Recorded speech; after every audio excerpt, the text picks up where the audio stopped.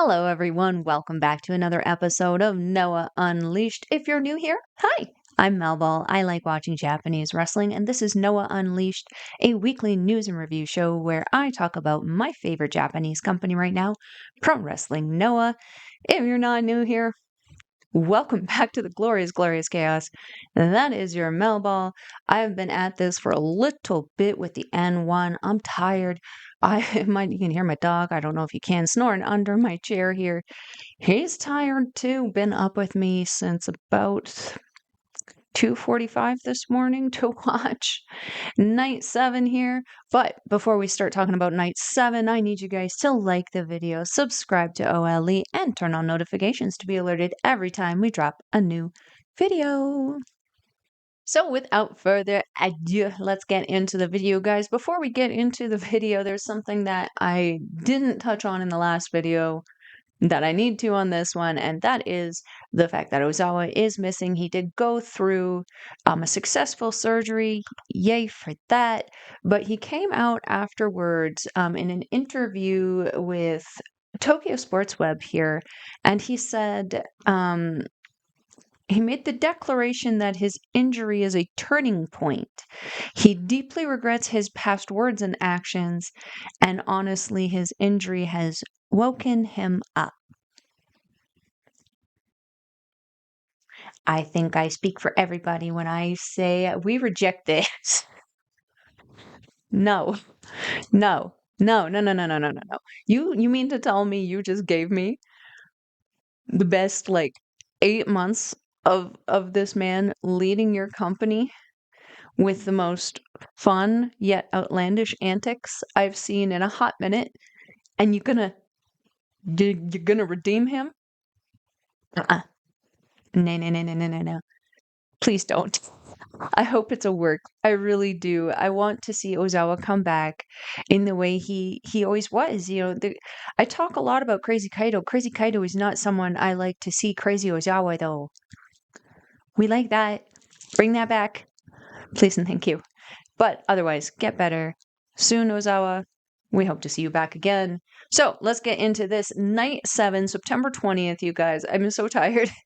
And now my night is not over because I'm waiting to go to an RCW show tonight. And then I have K-pop tomorrow and another show. Before this, I need to stop rambling. Let's get into it. Match number 1 is a 10-man tag team match featuring Muhammad Yone, Atsushi Kotoge, Alejandro, Kai Fujimura, and Daiki Odashima taking on Shuhei Taniguchi, Dragon Bane, Alpha Wolf, Shuji Kondo, and Junta Miyawaki. So Miyawaki and Fujimura immediately just get in each other's faces. They are not happy. Los Golpeadores, though, absolutely loving this, just standing off to the side, watching the chaos unfold. It's beneficial to them for sure to have Fujimura kind of distracted with the situation with Miyawaki because they got a tag team championship match coming up on the 23rd, so that's in 3 days. Yeah, it's a helpful little distraction for them for sure. So Alpha Wolf, I swear to goodness, this man hit the rope so hard that he hovered across half of the ring to feed a shoulder tackle to, I believe it was Fujimura. He literally just wee right through. I don't think his feet touched the ground again until he went through the shoulder tackle. It was absolutely insane. And then, of course, it was Alejandro, because then he followed up with the butt slap, taunt, and nom-nomming in the corner. So Alpha Wolf then popping Alejandro up to the ceiling, catching him, and looking like he's going to transition into something else, but Alejandro is able to escape.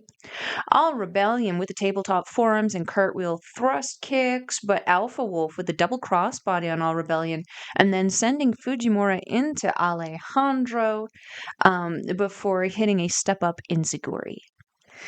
Los Copiadores. Wow, I said that terribly. I'm sorry, Alpha Wolf and Dragonbane. Los Golpeadores trying their arm drag head flips, but Alejandro flips through with them and feeds them a double dropkick.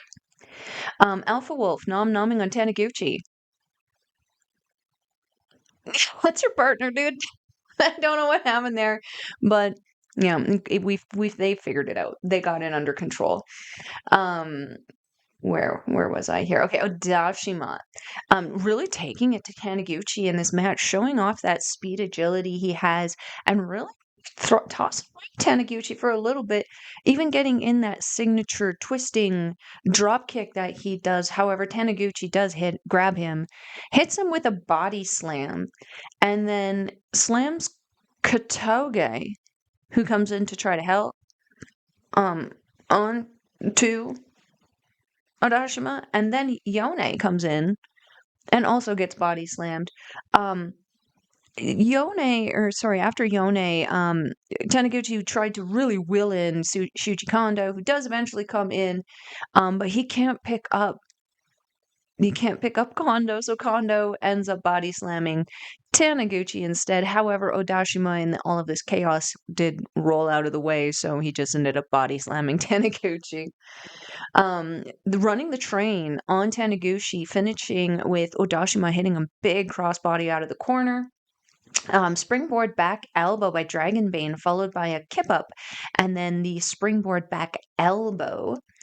Miyawaki blind tags in and hits Fujimura with a big back elbow. And this is where these two kind of lose their shit and just things start to break down. They're just going after each other at this point. They kind of get lost in their own little world. Strikes back and forth, the crowd getting very excited about this, but it ends with Fujimura hitting a big old drop kick. Falcon Arrow by Miyawaki for 2, though, looked fantastic. The finish comes, though, with an arm drag by Fujimura, who maintains wrist control and kind of like locks his knee around the neck, almost looking like a Kitamiya stranglehold, and then just simply rolling him through. And gets this like interesting looking cradle for the win. Miyawaki not happy. I mean, obvious. After this post match, these two just fisticuffs, having to be pulled apart by various team members who eventually just abandoned them because why deal with that? Yeah, there's they got pulled apart so many times, and even fighting into the back. Miyawaki did have some things to say backstage. He's pissed. He's been waiting for somebody to kind of meet him in the ring. Yeah, I'm interested to see what they're doing with Miyawaki because big fan of Miyawaki. He's very over with the crowd. The crowd is always cheering for him everywhere he goes. The kids love him. He's a fantastic wrestler. The booking for him recently has been a little odd, we'll say. So moving on to match number 2, here's a tag team match featuring Jack Morris and Ricky Knight Jr. taking on Team 2000X's Tadasuke and Takashi Sugiura with Yoshitatsu. So Tatsu being Tatsu, he was antagonizing the announcer, messing up Takashi Sugiura's intro there, having a little bit of an awkward silence moment before the next team does come out. And then Tatsu still be Tatsuing, got on the mic and kind of started yelling at Morris. I don't know if Morris understood him or not or what, but it was enough of a distraction to get a jump start in for the team. Sugiura beating on Morris for a bit, but Morris is able to reverse Sugiura's suplex into one of his own. Hook kick and springboard forearm to the back of the head by Knight, followed by a high and a low drop kick and a dream killer for 2, all to Takashi Sugiura. This kind of, I think, humbled Sugiura a little bit because at this point we saw him kind of come back with a little bit of speed and fire that I've kind of been missing. Sugiura's been kind of like basking in that power, not really having a lot of people to really contend with it, even having just faced the Jonitsu duo in Daiki Inaba and Manabu Soya.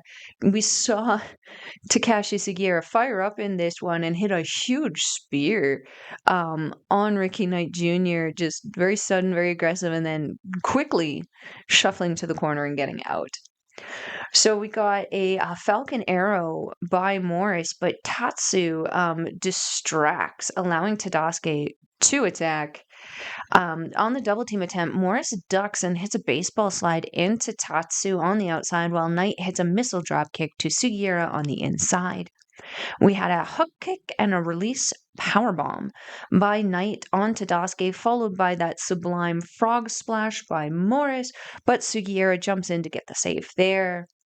So the finish comes with Knight tossing out Sugiura to the outside and hitting a plancha. Meanwhile, on the inside, Morris picks up Tadasuke and hits him with that Tiger Driver for the win. And it's over. Team 2000X is defeated in this match.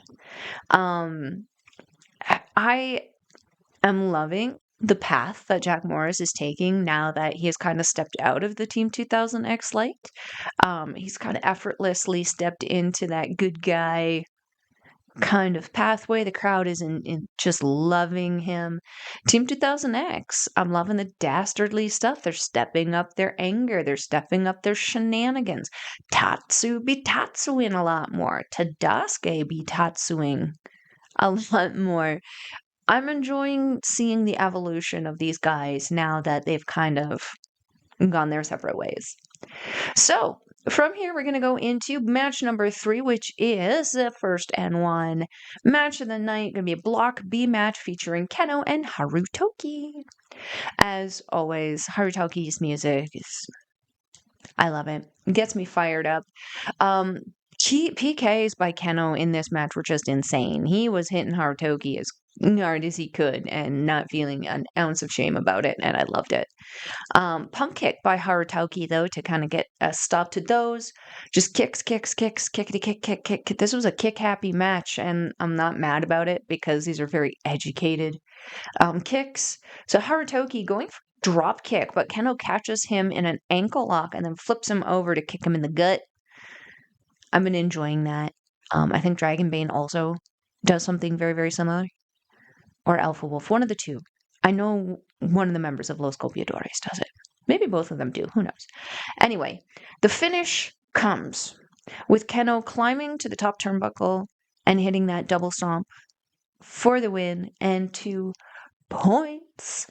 Block B getting a little. I thought Block B was going to be hungry for sure, but I didn't know it was going to be this close with all of the points, which we will cover at the end of the show here. So we're going to go into match number 4, which was a Block A match featuring Ulka Sasaki taking on Daga with Yoshitatsu.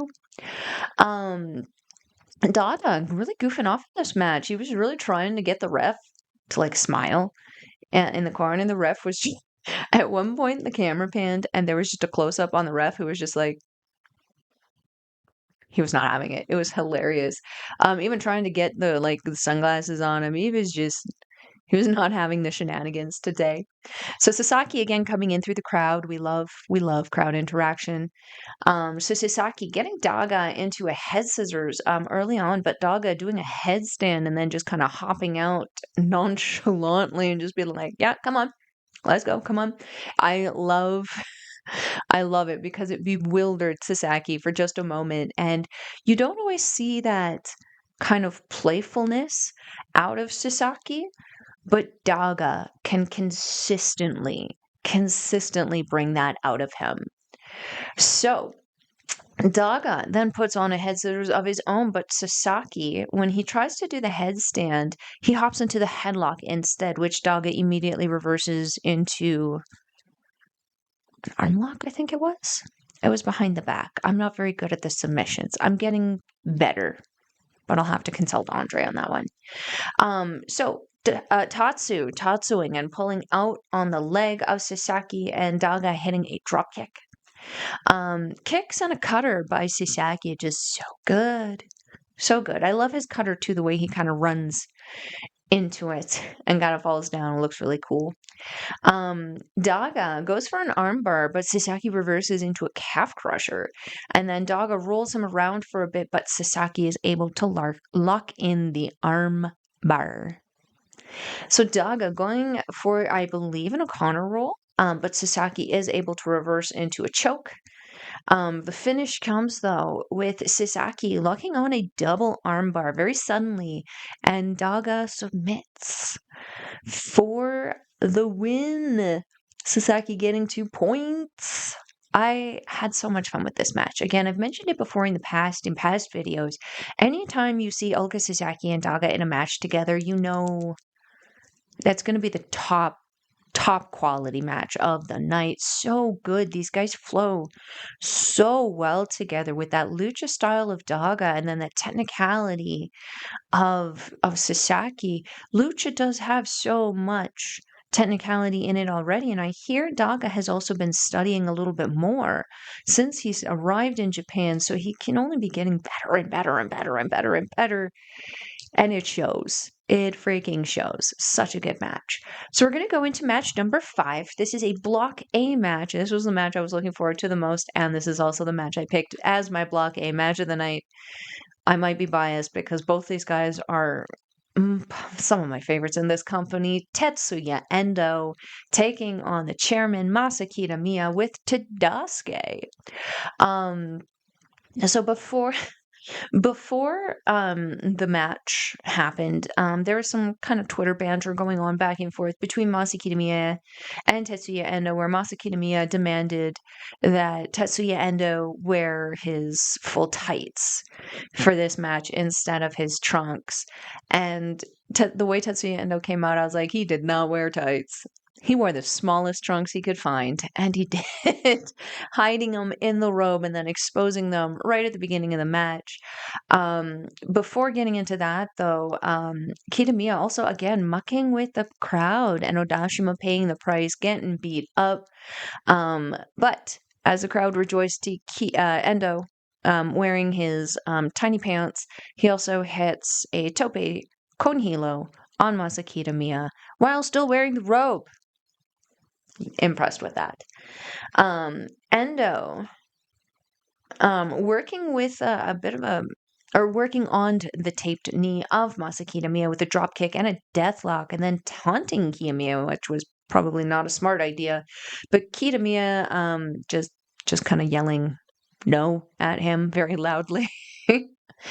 Kitamiya coming back and driving the head of Endo down to the mat and then tossing him with some body tosses. Tadasuke tatsuing and attacking Endo and then tossing him back into the ring for Kitamiya. Strikes fire Kitamiya up, who then returns them, but Endo then hits his handspring kick and then follows up with a missile dropkick as well.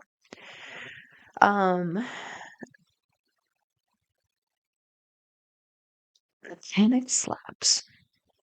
Oh, there was a point in time where Endo was attempting to do something onto Masa Kitamiya. Masa Kitamiya starts just like slapping, panic slapping on Endo's back. I thought that was absolutely adorable. Um, Release German by Kitamiya, followed by a lariat for 2. An inside out lariat for 2 by Kiyomiya also.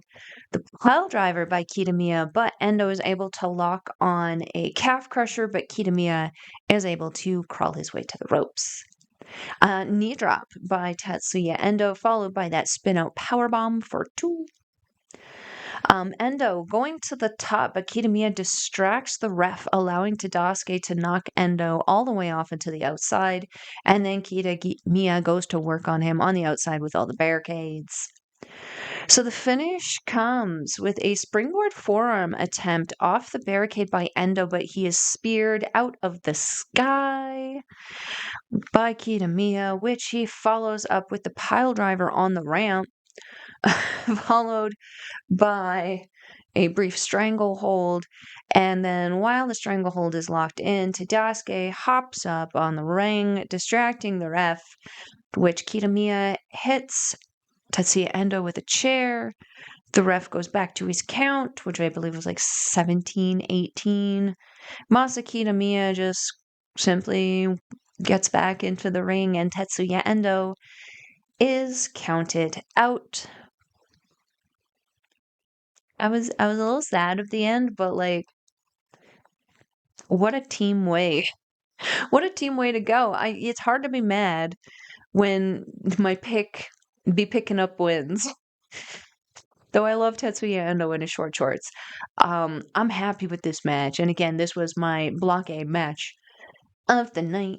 So, we're going to go into match number 6 here. Block A match, Kenta versus Kazuyuki Fujita. There was an intense standoff at the beginning here. Good, almost like minute-ish long, it felt like, of these guys just standing there staring at each other awkwardly in silence. Eventually, the crowd did quietly start cheering and also giggling for like a little bit, which eventually did get the match underway. Kenta trying for the kicks, but Fuji just blocking them. Every single one.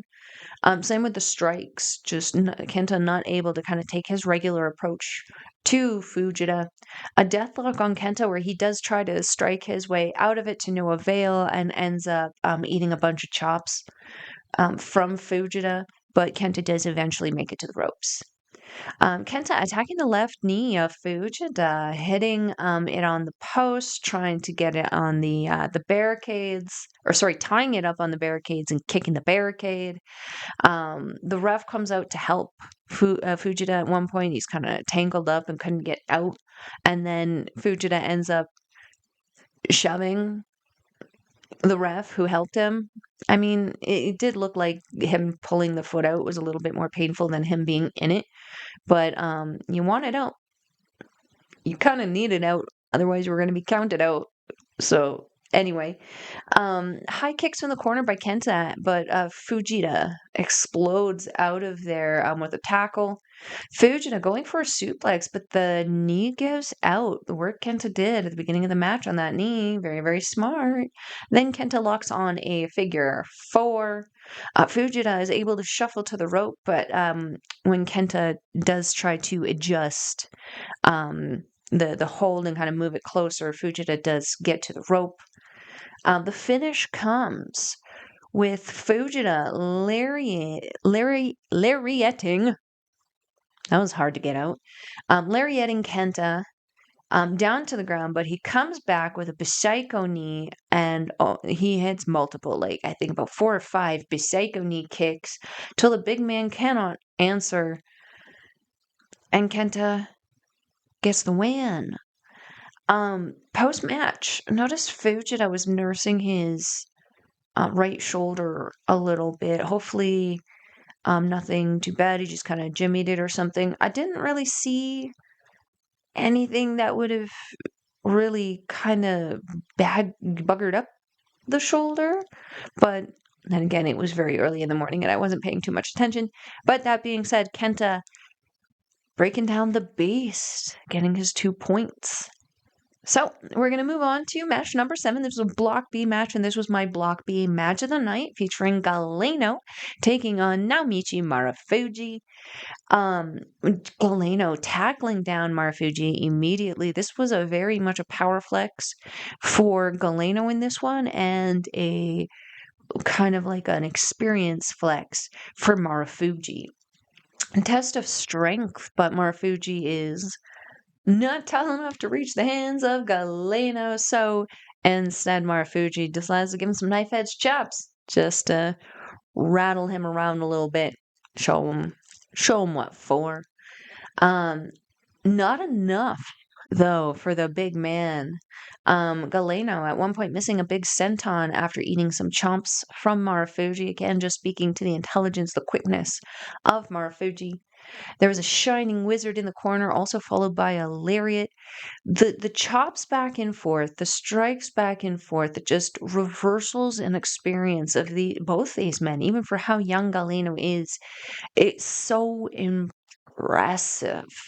But the finish did come with Marufuji kind of going to look like he was going to do a roll. I don't remember what the name of this was. I didn't write it down. But he pretty much goes to roll through Galeno. When Galeno goes down, he just twists, pulls Galeno down. The legs are crossed. He pulls him in, almost for like a jackknife-ish looking pin for the win. Freaking cool. Freaking cool. Very sudden kind of end for me. I would have liked to see it go a little longer, but given the main event that we had, we needed to get it going. So, but again, this was my match of the night for Block B, Galeno versus Naomichi Marufuji. Marufuji picking up 2 more points. We're going to talk about why I'm concerned about this. So, at the end. We'll talk about that at the end. So, match number 8 is a Block A match featuring Kaito Kiyomiya taking on Manabu Soya. Test of strength for these two at the beginning, very evenly matched. So good, so fun to watch. Fireman carry, spin out on the barricade by Soya, followed by a DDT again on the outside. Just brutal start to this one. Kiyomiya struggling to get to his feet after this point, but getting back in the ring and hitting a drop kick kip up combo. Kiyomiya going for the crossbody, but Soya catches him and then hits a lariat and a bulldog. A drop kick to the knee and then a dragon screw leg whip by Kiyomiya. I love me a dragon screw leg whip. Soya locks on the dragon sleeper, but Kiyomiya is able to escape out of there. As everyone's been doing on this tournament, y'all keep finding the soft spot that activates Crazy Kaito. Manabu Soya was no different. Activating Crazy Kaito, Saya hits a suplex. Crazy Kaito didn't know. Just got back up and just smiling like a lunatic. Soya, though, hits an avalanche body slam. That one, he understood. He understood that one. There's one point where Kiyomiya blocks the lariat and they have a scream off. Still in Crazy Kaito mode. Jonitsa and just nah. It was like Jonat's son goat scream back and forth. It was too early for that ish. Ending with 3 big lariats though by Soya, but Kiyomiya refuses to stay down. There's a shining wizard and a double underhook suplex for 2 by Kiyomiya, but the finish comes with Kiyomiya hitting his huge, really high skywalk elbow for the win. This was a fun way to end the show. A really fun way to end the show. Nice little match between these two powerhouses and 2 more points for Kiyomiya. So, let's talk about the points. So, at the end of the night here, Block A. I am freaking out because we have Masa Kitamiya.